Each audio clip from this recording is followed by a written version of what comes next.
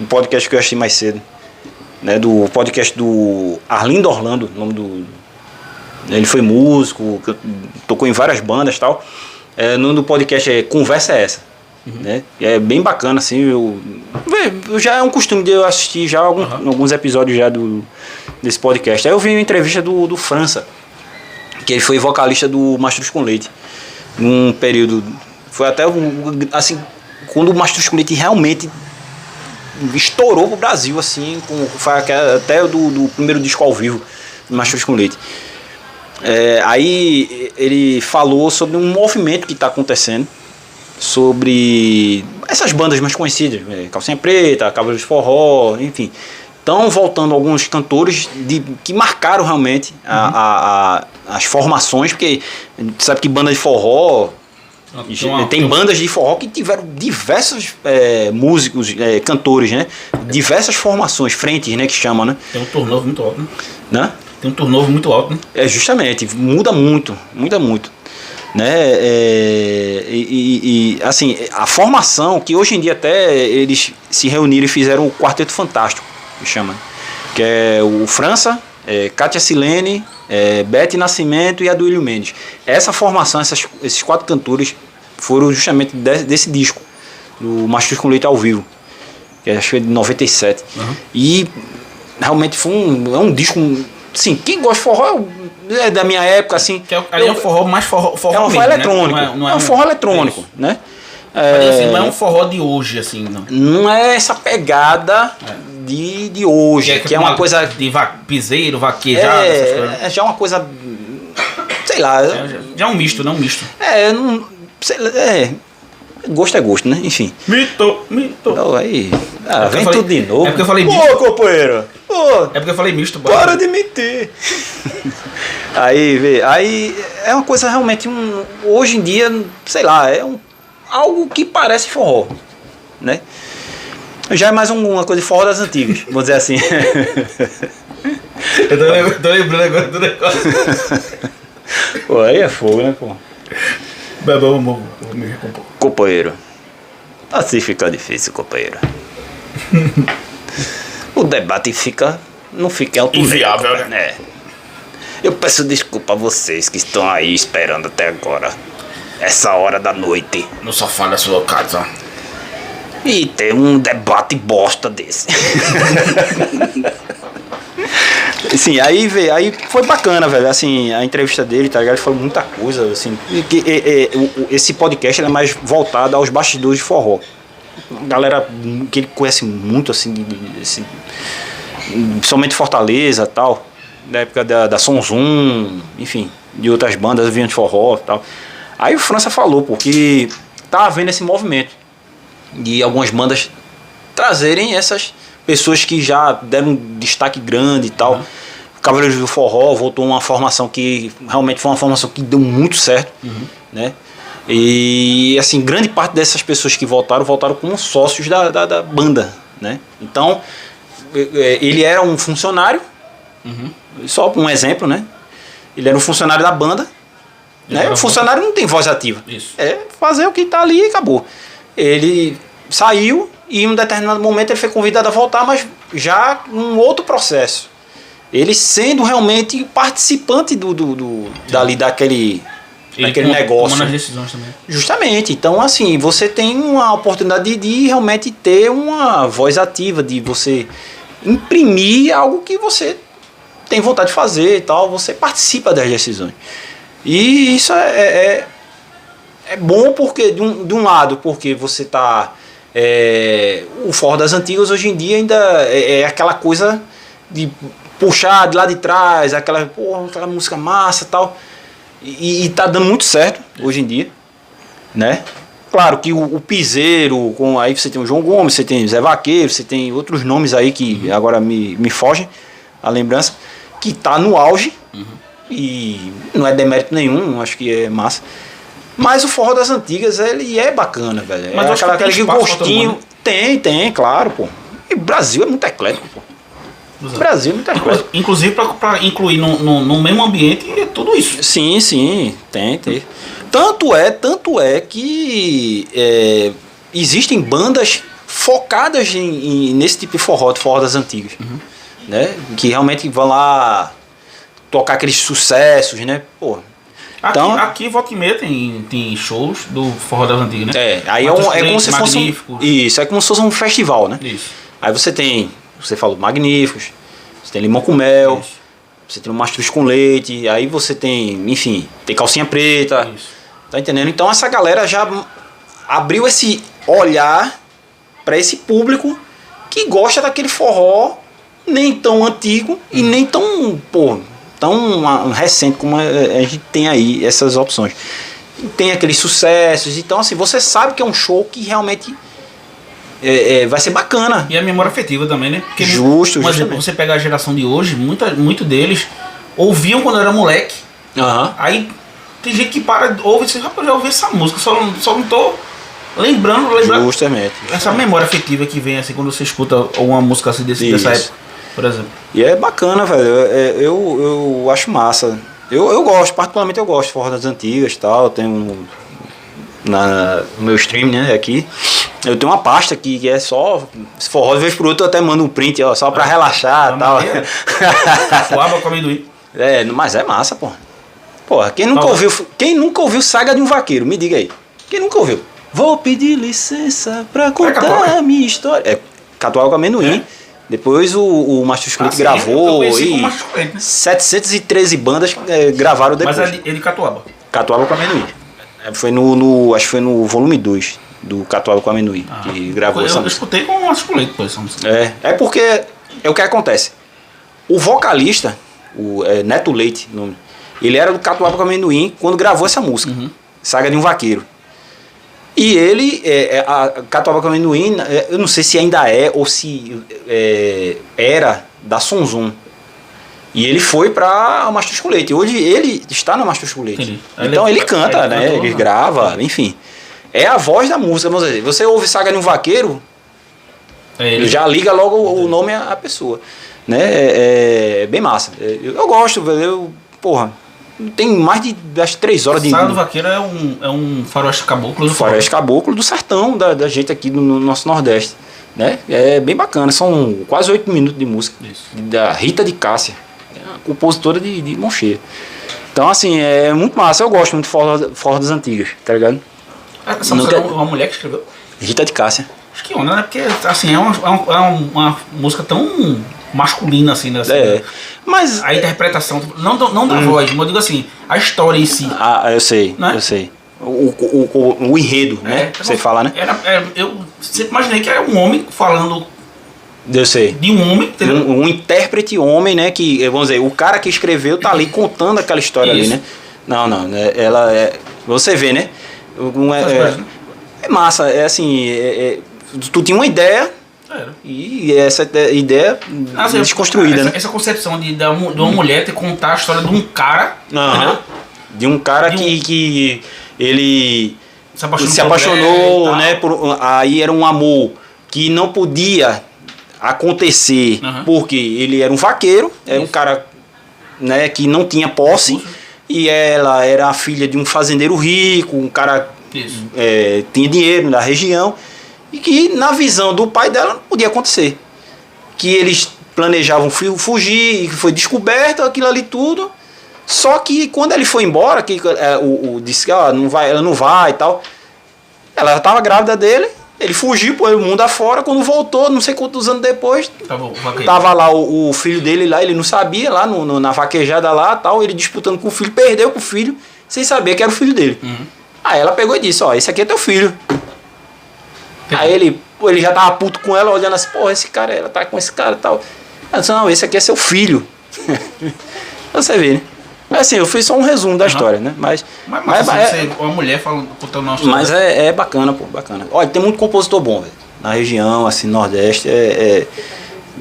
Tem um canal no YouTube que eu sigo, que é o do Emanuel Gugel, que é o grande pensador, um cara que realmente é um divisor de águas do forró eletrônico.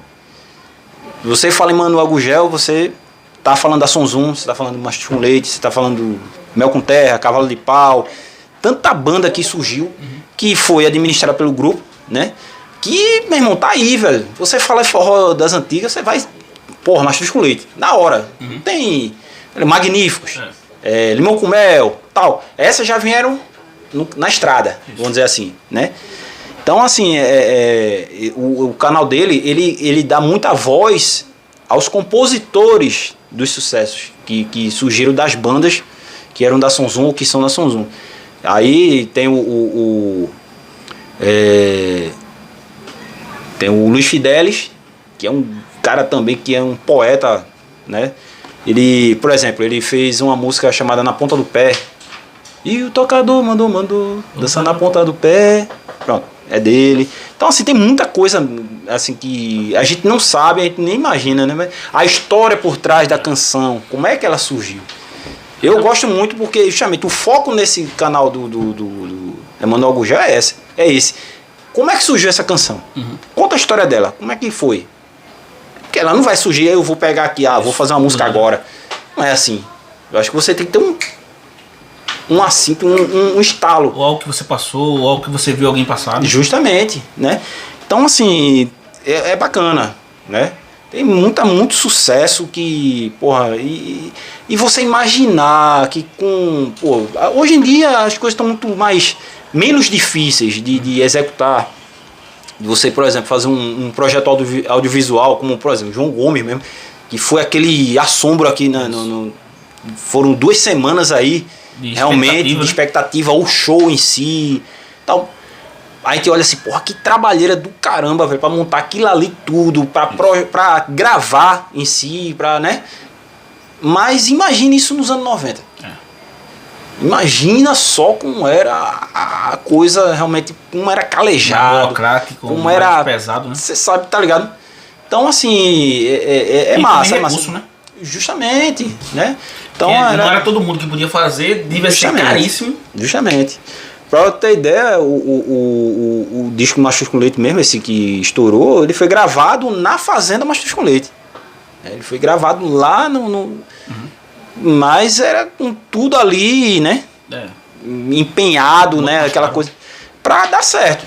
E aconteceu, né? O negócio, né? Então, é bacana você ouvir essas histórias, tá ligado? Não só, claro, a gente tá falando aqui do forró em si, mas você ouvir como é que surgiu aquilo ali, né? Eu acompanho muitos canais no YouTube que tem esse foco, né?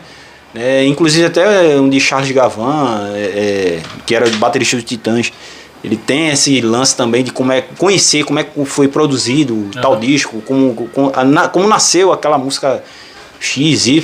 Então, assim, é a curiosidade realmente de saber como é que foi concebido aquilo ali. E aqui a gente tem uma galera aí que é muito boa nisso, né, velho? Eu tava vendo aquela música mesmo, Eu Não Preciso de Você.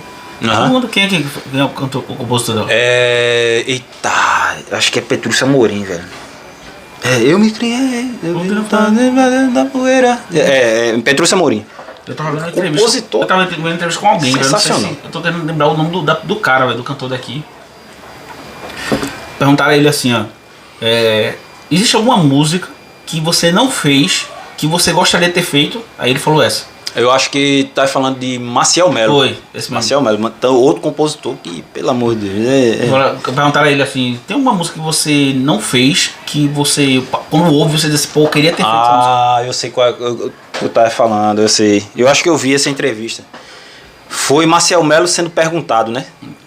Foi só, tem alguma música que de alguém que tu olha assim e diz, porra, essa música deveria ser minha, né? Deveria ser eu que tivesse composto ela. É de Petrúcia Amorim a música, Meu Cenário. Numa esteira, o meu sapato, pisando o sapato dela. Porque eu não... Enfim, não tô lembrado agora da letra, mas essa, se eu não me engano, foi essa música aí. E é bonita, a letra da música é uma poesia, pô. Uma poesia. Se você pegar a letra, você... descrever a imagem, né? Você formar a imagem da... Tanto é que o nome da música é Meu Cenário, né? Então é muito bonito, assim. A gente tem muita gente boa, muita gente bacana, e tem muita coisa para mostrar, né? Tem que ter essa... essa valorização. Valorização, a gente tem que mostrar realmente O artista ele precisa ser mostrado. Isso. Mostrar sua poesia ao público. A gente teve aquele bate-papo com o Almir naquele dia. E ficou muito evidente isso, né? Que é um sentimento que eles têm aqui. De que não existe essa valorização e a forma de divulgação é eles e eles mesmos, velho.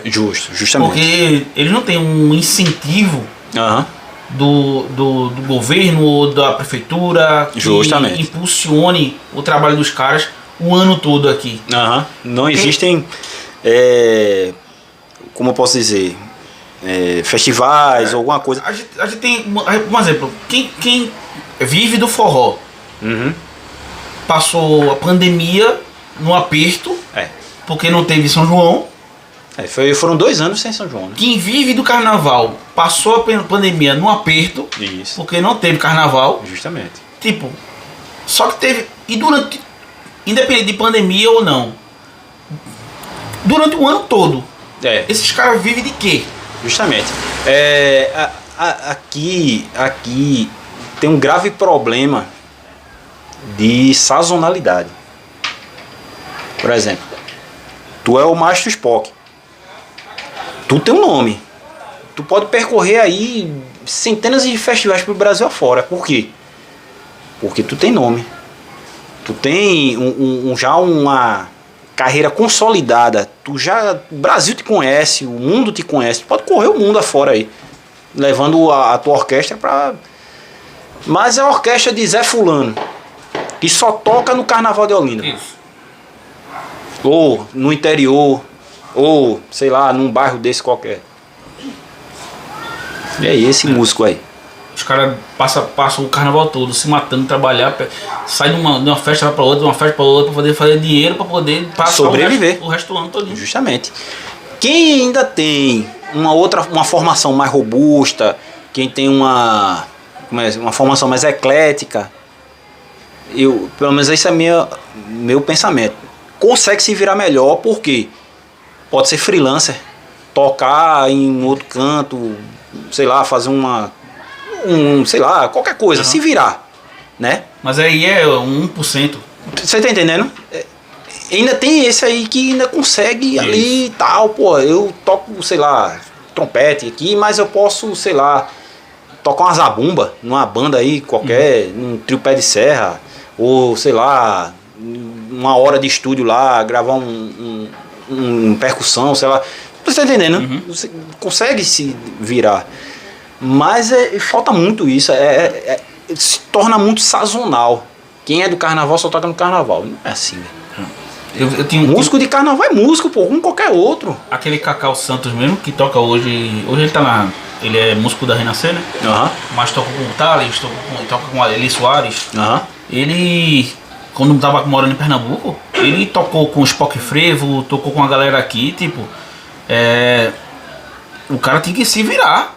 Porque, meu irmão, ou você faz dinheiro, ninguém chega na tua porta pra perguntar se tem boleto pra pagar, não. Eu acho que aqui o frevo, ele não é valorizado. Como o axé é valorizado na Bahia. Não é. Porque na Bahia toca axé o ano todo, velho. E fora isso, Guga, você tem artistas que são ali, ó, gente, aqui, ó. Nosso movimento aqui, ó, nosso... Tá entendendo? É a nossa identidade, tá ali, pô, presente, tá sempre ali, ó, na vista de todos. Sim. Né? Então, assim, não tá fazendo show ali na Bahia, mas tá fazendo show em São Paulo, tá fazendo show em Porto Alegre, tá fazendo show em Goiás. Tá entendendo? Você tá sempre vendendo o artista, como eu posso dizer? O produto. O produto, você tá uma banda de axé, porra, Bahia. Tu já sabe que, porra, axé, Bahia, meu irmão. Puxa, negócio, essa galera aqui, massa aqui e tal. Então, tu tá vendendo tua cultura. Isso. Ali. Eu tô vendendo, maneira de dizer. Assim, é o produto ali e tá dando visibilidade. Isso. A Bahia, né? Aqui a gente não tem isso. A gente não tem esse... Pô, vamos pegar um forró aqui. Não, mas vê. Só abrindo parênteses nessa questão do axé. Você pega um Carlinhos Brau. Carlinhos Brau, pra muita gente, Carlinhos Brau se tornou conhecido depois do The Voice. Pra muita gente. Sim. Lá fora, Carlinhos Brau é muito conhecido. Justamente. Por causa do... Ele tem uma carreira internacional, Carlinhos Brau. Então, assim, a galera que fala, pô, eu já escutei isso de pessoas assim, oxe, quem é Carlinhos Brau pra estar julgando as pessoas, sei o quê? Meu irmão, conhece a história do cara lá fora, velho. Justamente, mano. O cara lá fora é extremamente valorizado. E da assim, mesma forma que, um exemplo, o Chico Sainz. Aqui, justamente. Valorizaram o Chico Sainz depois que ele morreu, pô. E outra coisa, a gente tem um péssimo hábito de não conhecer. Nem na nossa cultura, a gente não conhece. Isso. A gente não procura conhecer. Tá entendendo? Então, assim, a gente tem esse péssimo hábito, a gente não tem esse costume. Nação Zumbi cansou de fazer turnê internacional. Justamente, pô. Se Chico tivesse vivo, ele tava estourado lá fora, velho. Meu amigo, não tenha dúvida. Mas infelizmente aqui no Brasil as pessoas só valorizam.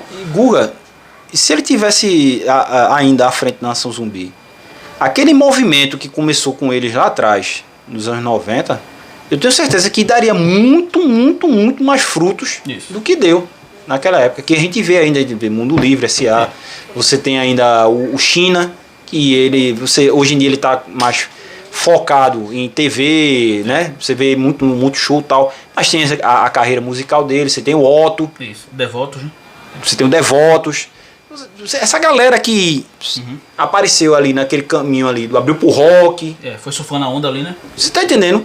Imagine isso aí se o Chico Sainz estivesse ainda com... E a Nação Zumbi contribuiu muito para muita coisa acontecer também. A gente também não pode tirar o mérito dos caras. Sim. Que tem uma qualidade muito boa.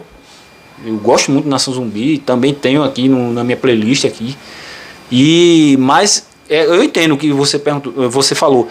Se o Chico Sainz estivesse aí ainda com a gente, eu creio que isso aí, porra, a gente teria N opções aí, N bandas, pessoas realmente daquela cena ali, vivo, assim, isso, aquela coisa, efervescência. Inclusive o Nação, que encerrou as atividades, né? Infelizmente, né? Os caras estão dando a pausa, né? Não tem tempo para voltar, assim como é, não tem prazo, né, para voltar. Mas justamente por causa dessa questão da valorização aqui, cara. Justamente. Qual era o cenário que eles tinham aqui para atuar? Justamente, velho. Infelizmente é isso. Entendeu? Aí os caras param e dizem assim, pô, eu vou atuar onde, velho? Aqui. A gente olha pro cenário nacional, a gente olha bandas talvez mais conhecidas aqui, por exemplo, que estão se despedindo aí. Por quê? Porque não tem mais as portas abertas que tinham lá atrás. Você vê o Skank, né?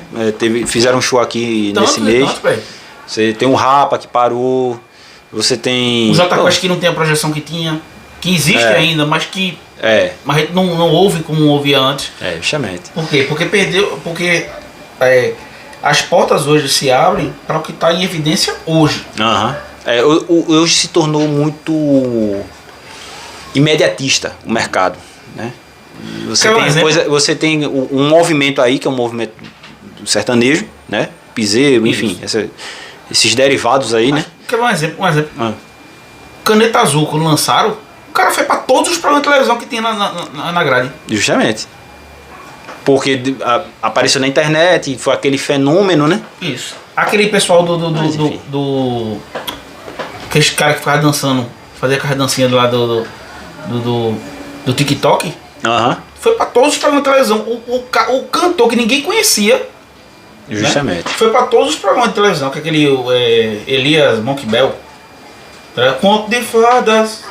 Sim. E meu amigo, essa música aí. O cara, tu não sabe nem quem é. Olha, essa música é antiga, viu? Isso é de Rony Von. Mas eu não sabia nem quem era o cara. Aí justamente. Aí todo canto. Porque justamente a gente não tem o hábito de conhecer. Só quem é daquela época lá dessa música de Rony Von, que sabia, porque essa música é velha pra caramba. Essa Capitão de Areia mesmo. Não sei nem Capitão de Areia. Essa música, é antiguíssima, velho. Fizeram um remix da música aí e tal e estourou. Essa agora aqui, aquele Natan canta com um cara também, que eu esqueci agora. Qual é a música? Tem Cabaré. Tem Cabaré também. Inclusive o cara que gravou com o Natan, né, que é o cara que gravou antes dele. Certo. O cara tava invocado, você soube isso, não tem um podcast que tá invocado lá, porque ele dizendo assim que, pô, o Natan me chamou pra gravar Aí a turma agora chama ele pra ir pra televisão, ele vai sozinho. Porque ele gravou feito um feat, né? Feat, né? É. Aí a turma não chamou o cara, chama o Natan. Aí Natan vai sozinho, ele, pô, qual é o Natan? Eu vou chamar o cara também, né? O cara eu não fiz sozinho. Né? Aí ele, mas serviu pra aprender. Na próxima vez que me chamarem, eu não farei. Pra você ver, né? Enfim, né? Assim, hoje a coisa é muito sazonal e isso é muito ruim, pô, porque a gente tem uma cadeia cultural atrás desses artistas aí que é grande demais, que precisa realmente sobreviver. Isso. São famílias. Trabalhar, família, né? Isso, precisa trabalhar, precisa pagar as contas. Isso.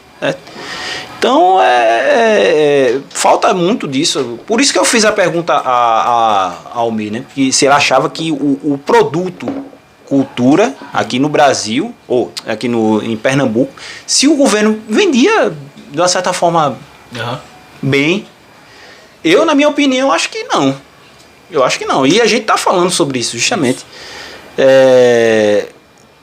Falta essa valorização, falta o músico pernambucano, ele se sente realmente desvalorizado, né?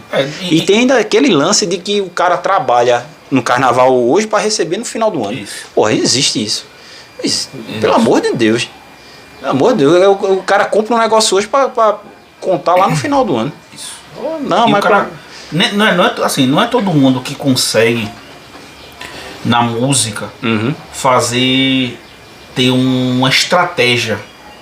Porque, por exemplo, se você olha pra Wesley Safadão, Garoto Safado, forró. Aí o cara parou, quando ele sai do Garota, ali, na verdade, quando ele tava no Garoto Safado ainda, mas ele começou a desvincular o nome Garota Safada. Houve a transição, aí né? Era o Wesley Safadão e Garoto Safada. Naquele período ali, ele começou a entender que já tava vindo uma onda nova. Justamente. O que aconteceu? Qual foi o diferencial dele? Aí veio muita gente através dele, depois dele. Sim. Ele disse, espera aí, o forró ele tá migrando, ele tá saindo daqui com eletrônico. Tá rolando uma mistura diferente aí. E ele começou a se tornar híbrido nisso tudo. Então hoje, ele não consegue desaparecer da mídia, porque se você olhar, se pegar um piseiro, ele toca piseiro. Se toca forró, ele toca forró. Se o Justamente.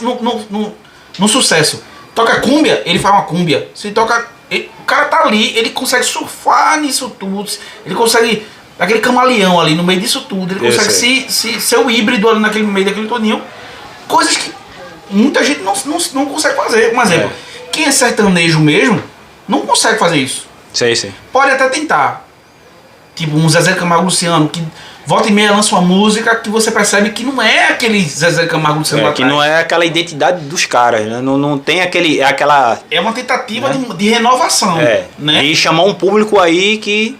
Exatamente. Né? Mas por quê? Porque ele teve a sacada lá, pô, a coisa tá mudando.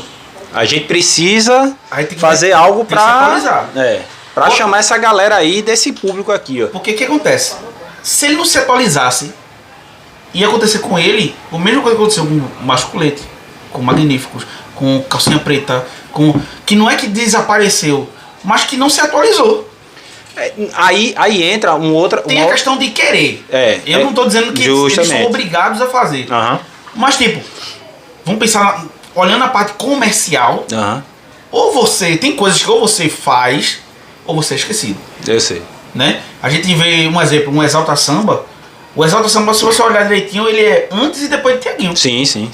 Existia um Exalta ali que começou a apagar. Aí Tiaguinho entrou, quando o Krigo saiu, começou a apagar. Tiaguinho entrou e...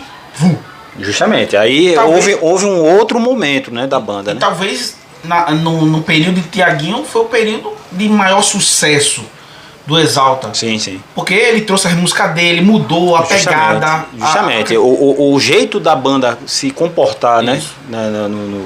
Nos shows também, teve essa... Ele se atualizou.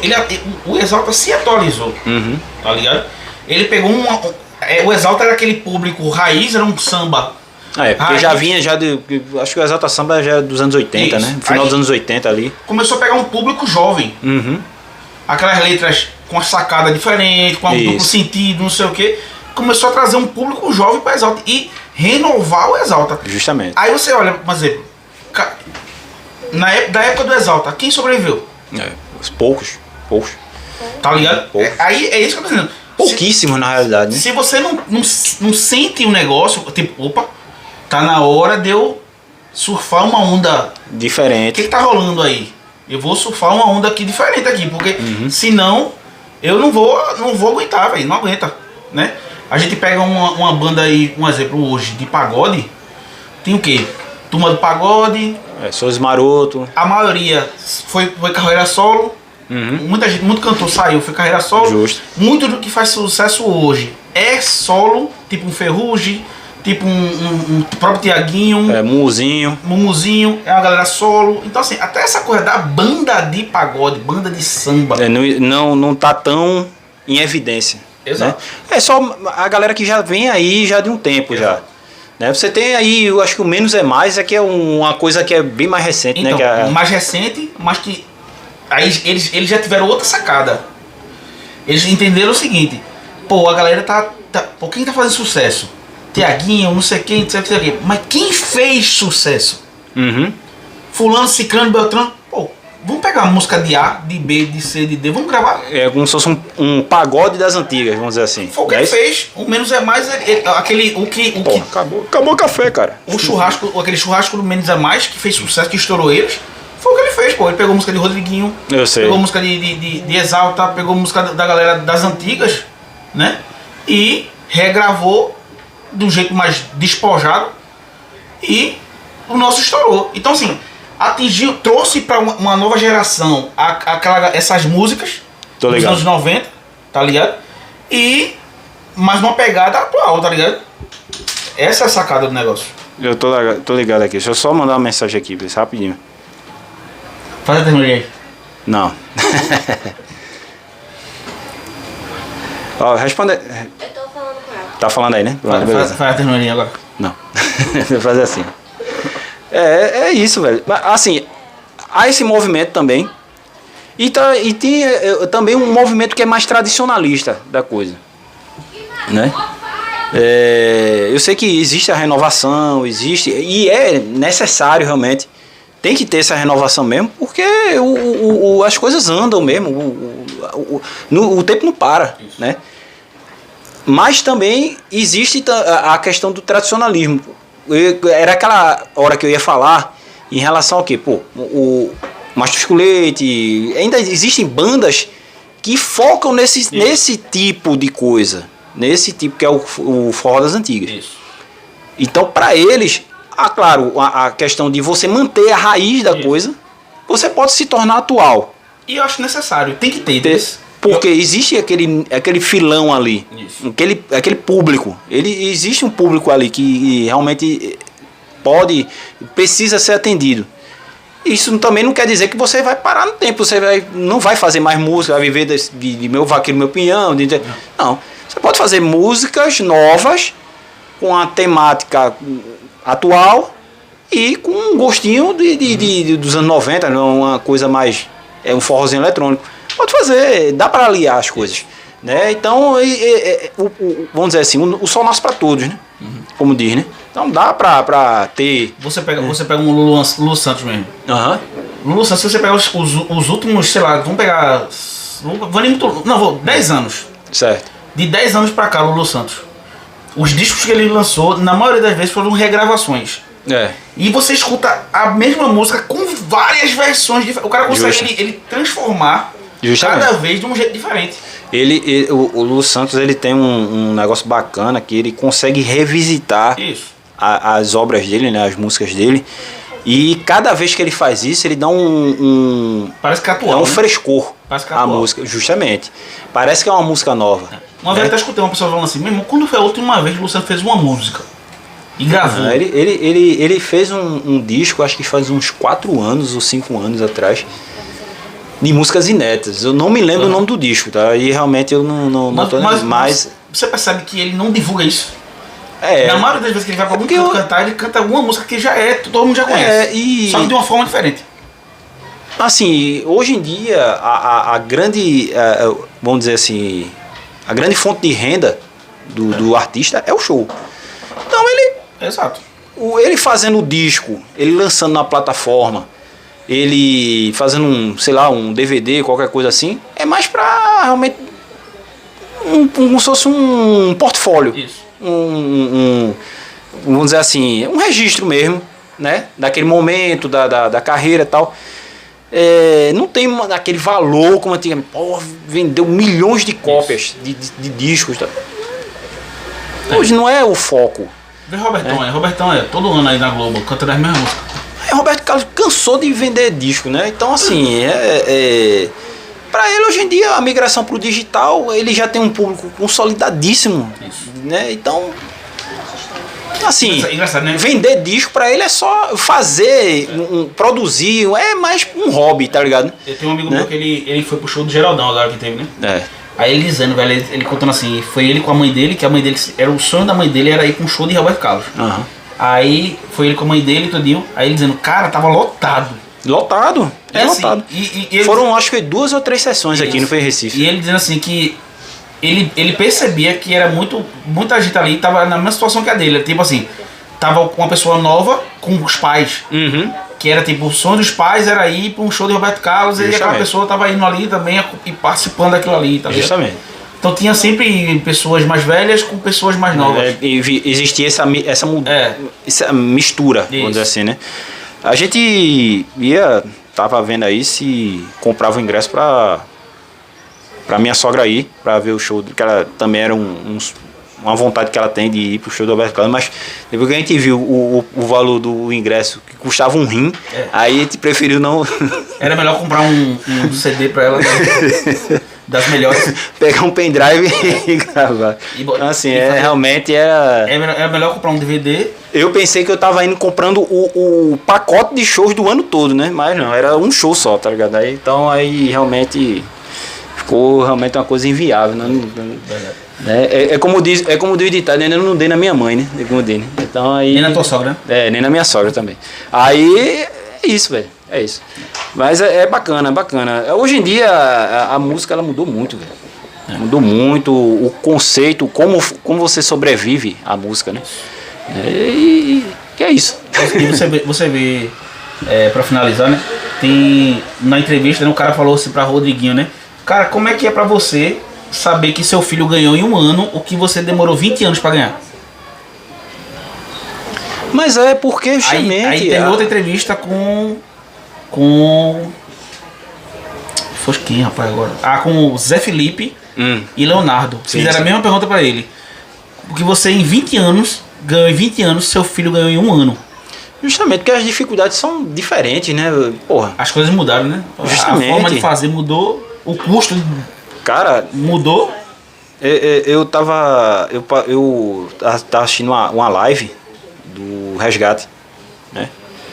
E eles estavam dissecando aquele álbum acústico, né? E, porra, muito bom aquele disco. Eles fizeram o audiovisual, pegaram e saíram decupando. Isso aqui e tal, tá falando, né? E abriram chat pra, sei lá, comentar e tal. E eu fui perguntando algumas coisas sobre como foi fazer esse disco, né? Como é que foi registrar esse disco, como é que era a dificuldade, né, de se registrar. Isso a gente tá falando de 2001, eu acho, que foi gravado esse show, lá no Copan, né? Então, assim, como é que foi? Foi uma dificuldade gigante, né? Era realmente uma coisa que a estrutura não permitia tanta ousadia, mas eles extraíram o melhor que podia para registrar naquele show ali. E realmente, pô, você já ouviu, é um show muito bom.